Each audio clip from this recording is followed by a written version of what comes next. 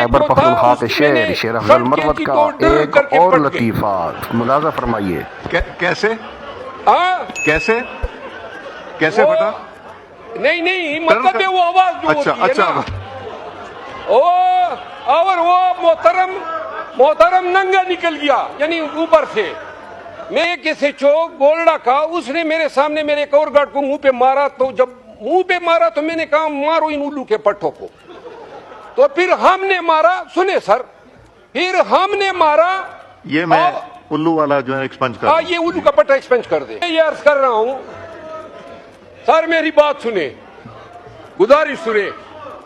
मैं अर्ज कर रहा हूं आईजी इस्लामाबाद को बुला ले। मैं एविडेंस आपके सामने रखता हूं कि इन्होंने मेरे साथ ये किया, और ये अभी 8 सितंबर को फिर जलसा है।